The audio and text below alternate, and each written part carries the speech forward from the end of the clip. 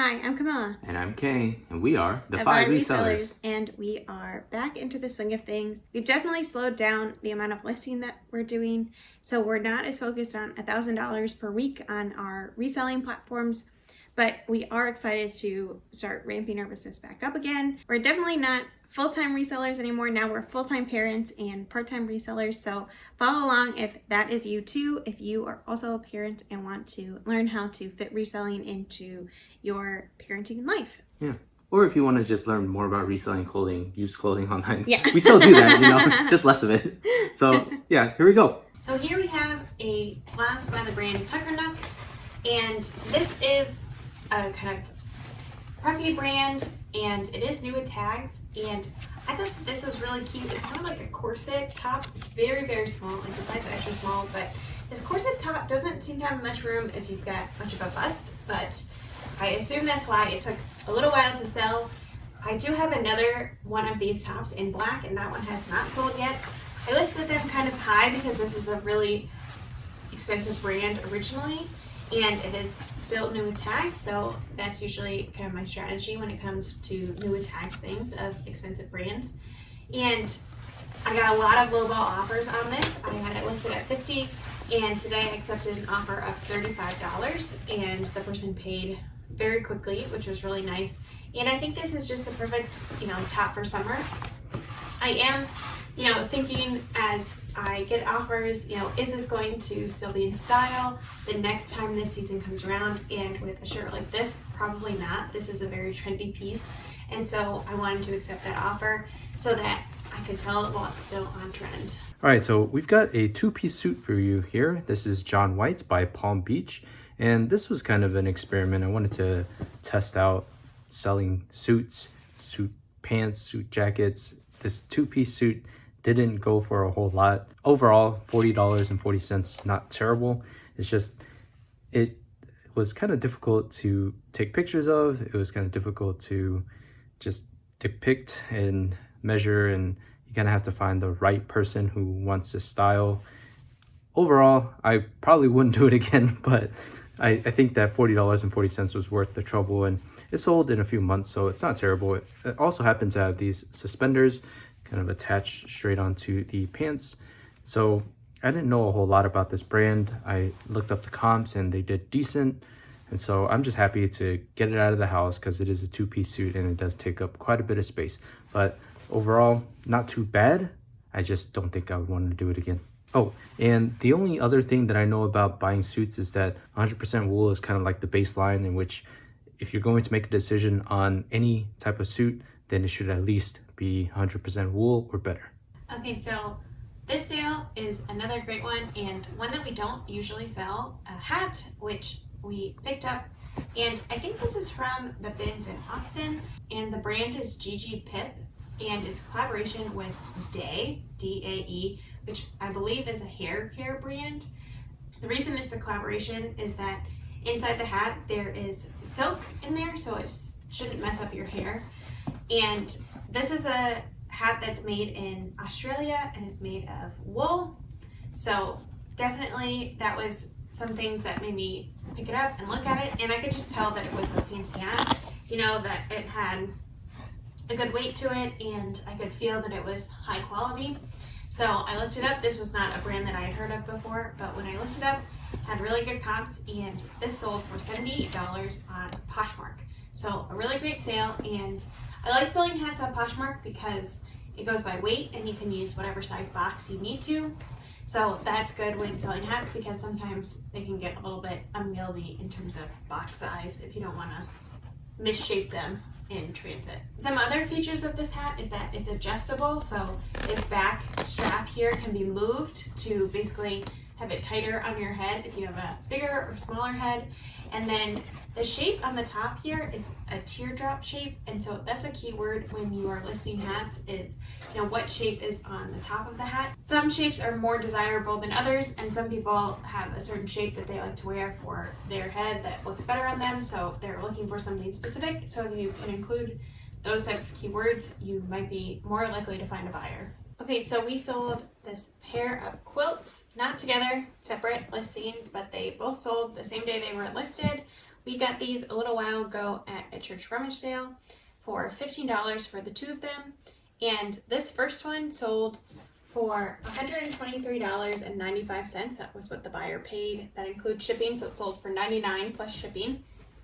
And this one sold full price. It was a really great sale. So this one is a 9-patch, and I included that it has small pieces, which these little squares are definitely small pieces. And I think that might be something that people are looking for. This quilt had a lot of watchers pretty much immediately upon listing it. I'm not really sure why. I think just the style of it, the vibe of it is very classic. It looks very cottagecore to me. Like I could see this in someone's cottage somewhere, really adding to, the aesthetic. We obviously can't show you the whole quilt, here in our little setup as we're packing it, but we'll pop up a picture of, what the whole pattern looks like. And then this next one sold again the same day we listed it, and it sold for $99.65. So we had 2 offers actually on this, and I countered one of the offers at $90 plus shipping, and so that person accepted. And this is again a really cool pattern. I believe the same person made both of these, and I just think that I like this one better personally. I think it's cuter, but really nice quilt, and we were really happy with this because we just paid $15 for the 2 of these, and they sold really quickly, and it's a great start to our week. So both of these had tears kind of throughout, where the seams are. There's just a little bit of kind of wearing out from age, and so we put that in the listings, we showed it in the pictures, and they still sold very quickly. And they also have some color bleed, which we mentioned in the listing, so that's something that, both of those things take away the value some, but that's also something that comes with age, and age adds to the value, so it kind of evens out in the end in some ways. Okay, so we've got an interesting one here for you. This is a Hoover attachment hose. It's a replacement. It's got all these extra brushes, and the buyer was all in over $50 for this thing. And I was really surprised that it sold for full price. It kind of came out of nowhere. We had gotten these from the bins, so we're really happy that the cost of goods is pretty low. And as always, I just feel like these kind of random things are really nice to pick up once in a while because they're really nice to test out. Obviously you do the comps on them, but at the same time, Hoover is a very recognizable brand. It's obviously not the top tier of vacuums and whatnot. You think of Rainbow and some of the other ones, but when we did the comps, sure enough, they were going for about $50, and so that's where we priced it. And this thing is basically brand new, so I'm sure that the person who wants it is really happy to get something that they know will attach well to their Hoover and that is basically brand new that they can count on. So don't discount something like this when you find it at the bins. It's not really all that difficult to look up, and all you got to do is show the attachment areas, and the person who's going to buy them will just look it up and see that hopefully it looks like the ones that they're trying to replace. So be on the lookout and just be open to something like this. We're going to put this into a box that fits it perfectly. So let's take a look.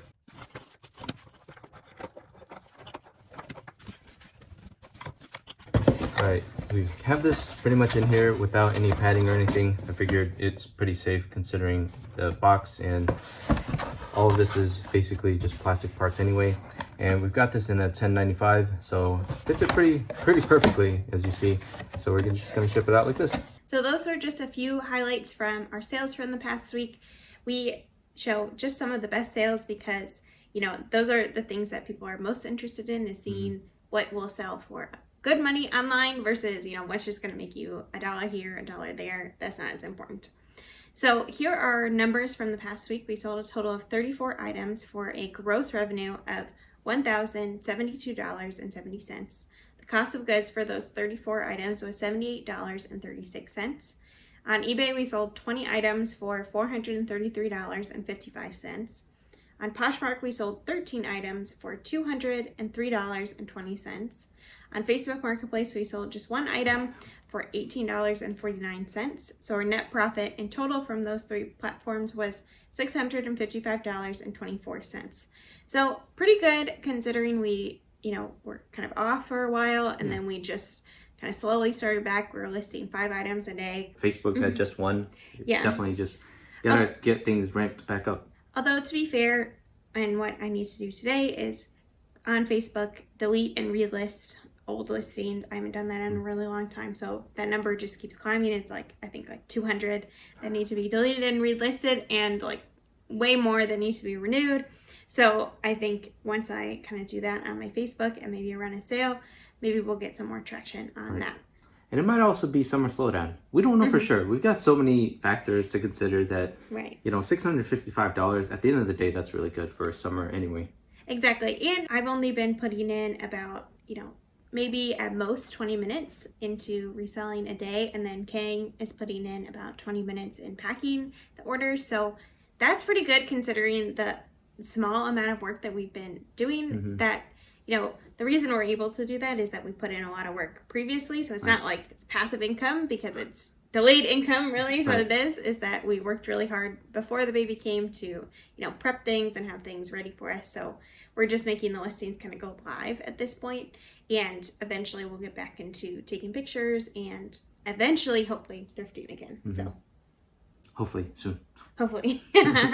We have no idea. It's probably going to be weeks. Yeah, I think so. All right, now it's time for our segment on building wealth. We're bringing it back. So we took a little bit of a break, but we're back, and we're going to show you how the total stock market index experiment is going. Not great. So we are continuing to put money into it. Like we said, this is for the long term, for the long haul for sure. We put in little bits at a time, and at the end of the day, what we need to show you is that we are okay with the downturn, and what we look forward to is many years ahead for the upswing. And so we're down almost $1,300. That doesn't scare us at all. It's just an indication of how the economy is doing, but in the past, it's bounced back. That's what we use as a benchmark, but obviously past performance does not indicate future gains or any type of performance that's going to be guaranteed in the future at all. And so that's just something that, you know, all investing people say. And this is not ever investing advice, but we need to make sure that you understand that we're in this for the long haul, and that these numbers right now are less than a year old, and they're coming up on about a year, but we continue to do it thinking that it'll be 20, 30, 40 years from now that we're going to even touch this stuff and, you know, withdraw it. And so that's something to think about. The other thing about building wealth for us recently is that we've been thinking about kind of what it costs to have a baby, what it costs to, you know, add a baby to our budget, and what it costs to then raise a child. And to us, building wealth has a lot to do with planning these things, being flexible, and making sure that we kind of go with the flow. And all in all, that applies to personal life and business. You know, you want to make plans, be flexible, and then kind of go with the flow and make sure that at least the plans don't go completely awry. But when it does, you're flexible with it because you kind of have an idea of what's happening and where your numbers are, and making sure that you are able to work around whatever expenses you have, like we do. You know, we know our expenses, and then we can be flexible with how we're building a new budget or any plan around this child. And so building wealth to us has a lot to do with planning, but also being flexible. And I'm sure that all of you who have a business doing reselling have encountered this, right? Building wealth has a lot to do with making sure that you're flexible. And to us, that means that having this child was, you know, we were planning this for a while, but it's not like everything has gone exactly according to plan. And so we are being flexible as best we can. And then we're going to make a new budget whenever we feel that things have stabilized. When we're trying to add a new person to the budget, it's really important that we get a few numbers in place, and then we work with those numbers to see what it takes for in the future. So that's all we've got for you. We want to continue updating you on this experiment as usual, and then kind of just talking about the things that are happening in our lives. Hopefully that's relevant to you, and kind of just talking about building wealth in general. So hopefully that's helped you think about things broadly in terms of planning, being flexible, and kind of just going with the flow.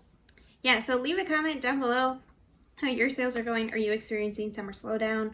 Are you, just trying to flex your business or pivot in some way? Let us know down in the comments.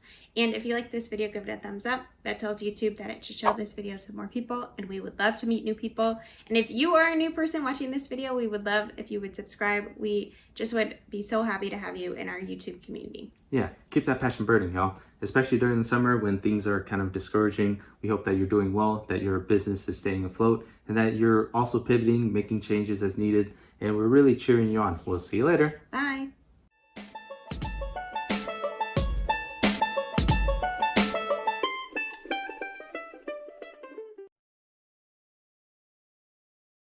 Baby's doing well, about a month old. You'll never know for sure though. We're not sharing the information. But yeah, I mean, we're doing well. Yeah. Trying to adjust to baby's time. Yeah. Baby time. Baby time. She calls the shots. Yeah. She's the boss now. Yeah. All right, bye.